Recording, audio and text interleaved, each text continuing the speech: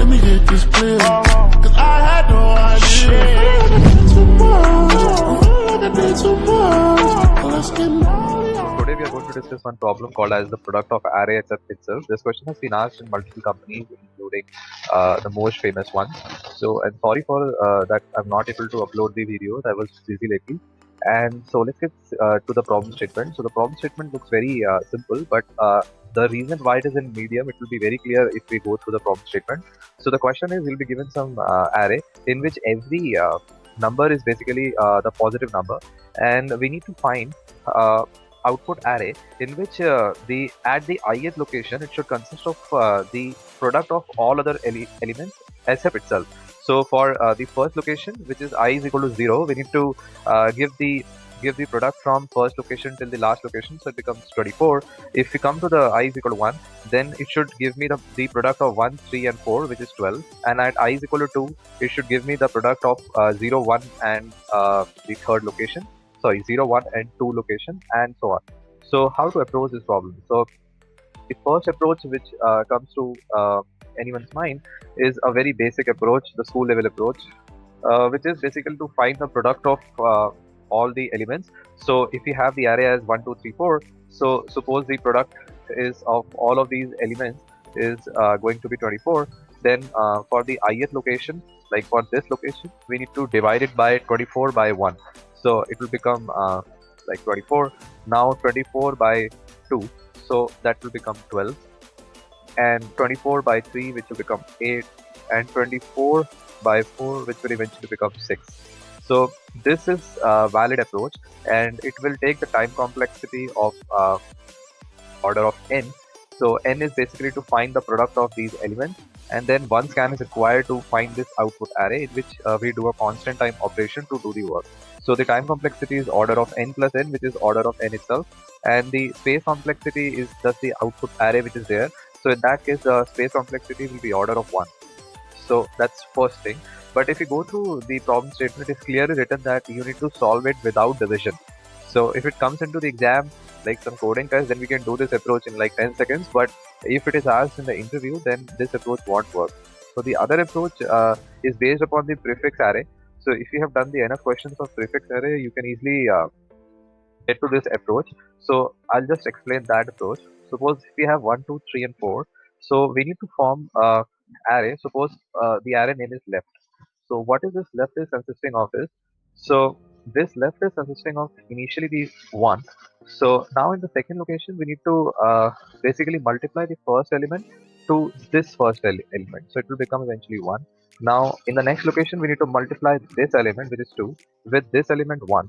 So it will eventually become 2. Now this 2 will be multiplied with 3, and it will eventually become 6. So now what is this array is denoting? So if you go to the, like suppose this 2 location, so at this ith location is basically the product of all the elements from 0 to I minus 1. So basically this 2 is nothing but the product of this 1 and 2, and this 6 is nothing but the product from starting till that till this 3. So at ith, so this is basically nothing but the product of all locations from 0 to I minus 1. So this is left, and the right is the opposite. So we need to just process it from the right. So we will just start from here, and now we'll do the same thing. So at this location, which is I minus 2, it should basically n minus 2. So it should be 4 into 1. So it should be 4. So here it should become 4.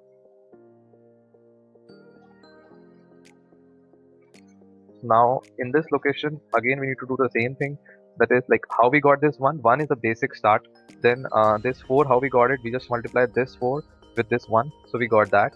Now again we need to go from like we come to this location. Now we need to multiply this 4 with this 3. So it becomes 12. So again we need to multiply this 12 with 2. So it becomes 24. So just like we process this left from left to right, we need to just process this right from right to left. So after doing this, our final answer will be the product of these elements, which is 24 into 1, 12 into 1, 4 into 2, and 6 into 1. So we will eventually get the same result which is present here. But so the answer, the result which we are going to get will be the same as this one. So this approach is also valid. So, but the point is the time complexity for this approach is again order of n. But if you come on to the space complexity is basically order of n for this, order of n for this, and order of n for this. So if you assume that okay, this is always been required, but again these two arrays are extra, right? So this is going to be order of n. So which is like definitely the interviewer is not that interested in this approach as well. So the other approach which they also ask us to do is to solve it in a constant time complexity. So and they also say that the output array does not count as an extra array. So if we consider this factor, then for the first approach and also the second approach, the output, I mean, the total specific time complexity for the second one is going to be order of 2n. So order of n for this, order of n for this, and answer time complexity is not required. So it's not part of the base complexity. So what is the third approach? So if you have understood this approach, the approach number 2, the approach number 3 is actually just doing everything by using the two variables. So I'll just go through that some like a dry run, with the help of which you'll be able to understand it how it is being done. So what I'm going to do is I'm going to take suppose a variable called begin. So begin is initially 1, and I'm taking one variable called n, which is also equal to 1. So these are the variables which will contribute to the constant time complexity. And suppose our final the result is present inside this array called answer. So it will definitely consist of space of 4 because our array size is 4. Okay, let's get started. How to do it? So initially, what we do is at this first location, what we do is we just multiply. See, I'm just putting this array again. Our array was given array was 1, 2, 3, and 4, right? So yeah. So initially what we do is we just multiply this begin by the first element and put it into the first location. Okay. So it will be 1, right? Now we just update this begin by multiplying it with this element. So it will eventually become 1 into 1. It will be 1 itself. Okay. Now at the same time, since we know I is equal to 0, then we can just do n minus I minus 1 and we get the last location, right? So at the last location, we also need to do the same step, which is basically to initially it will be all 1. So you should understand this. This is a array or a vector, anything. So it is going to be initially all 1. So it should be like n into the last element. So it will again be 1 itself. So we are not going to update it. But since we need to store the information for the further processing, then for that case, this n will be updated to n into last element, which is going to be nothing but 4. So it will be 4 now. Now we come on to the next location, which is I is equal to 1. So we are having a loop, and we have come to the second location, which is I is equal to 1. So at this location, if you see, we just need to do the same step. Same step means we need to just do this begin. It should be multiplied with the result, which is going to be 1. So it should be 1 into 1. So it will again be 1. But this begin should be updated. So it should be this into this 2. 1 into 2, so that we can use this information for the further processing. So it will become begin will become 2. Now we come on to this element where my cursor is. So it should be nothing but this element, which is n, into this 1. So it will eventually become nothing but 4. So how do we got this 4? I mean, what is this 4 is depicting? So if you clearly understand, this 4 is nothing but the product of this element, right? So if you come on to this 1 is nothing but just the product of this elements, right? Basically the product of all the elements from starting till this element, right? So we got this. Now we need to update this element as well. So this will be 4 into 3, so it will become 12. Okay. So now we come on to this element. So my cursor is this. So I is equal to basically 2. So we come on to this element and we do the same step, which is nothing but 2 into 4. So it will be 8, right? Now we just do n minus I minus 1. Then it will give us basically the element where my cursor is, which is at the index 1. So this will be basically 12. And also we need to update it, right? So it will become 3 into 2. So it will become 6. Now at this element, it will become 12 into 1. So it will become 12. And we need to update it. So it will become 12 into 2. It will become 24. So we will update it to 24. Now we come on to the last element, which is this element. So this element, again, we do the same step, which is nothing but 1 into 6. So it will become 6. And then we need to update it. So it will become 6 into 4. It will become 24, right? So then we come on to this element. So first we need to do 24 into 1. So it will become 24, and then we need to update it and say, okay, this will become 24, because 24 into 1 is 24, I guess, right? So finally we got the answer as 24, 12, 8 and 6, which is the same thing which we was getting by doing all that bullshit. So okay, the time complexity for this problem is, of course, we are just going from left to right and do some constant operation, so it will be order of n. But if you come on to the space complexity, the space complexity is going to be order of 1, right? So this is the approach which interviewers have learned, or they know, and they will love it. So you just need to understand how we have just gone from the approach 1 to the approach 2 and then to the approach 3. So the basic step I'm just writing here. So what we are doing inside the approach 3, if I just write it in some steps. So the step 1 is basically to nothing but update the array element into the begin which we have taken. In the second step, we need to update the begin, and then in the step 3, we just need to update the last element. Last element means, suppose this element is I.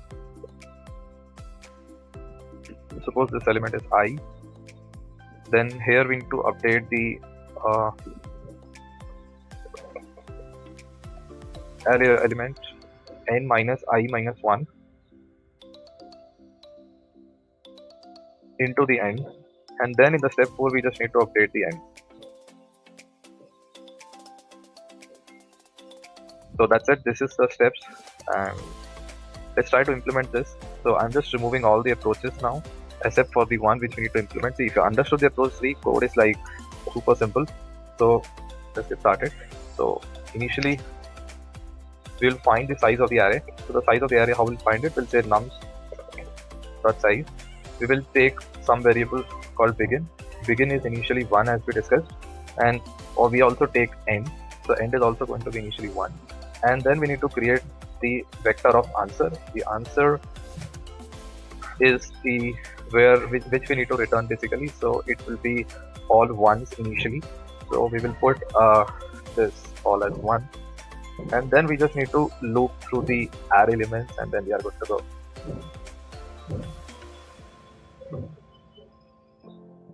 So this is a simple loop. Now we just need to do, as we discussed, the step 1.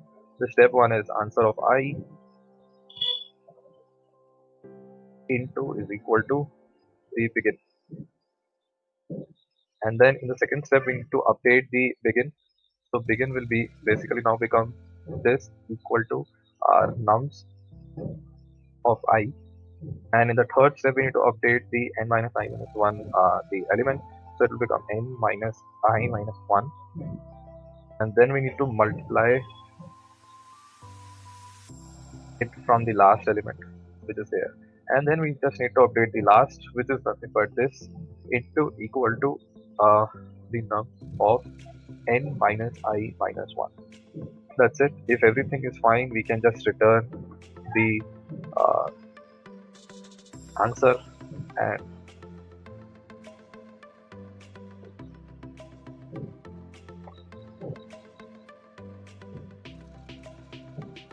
I don't know how it got above.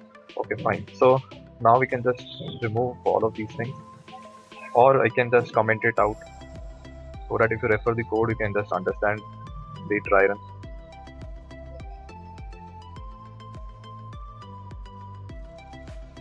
Now just try.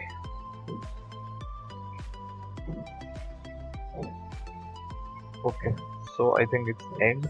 So okay, let's make it as last. Doesn't matter.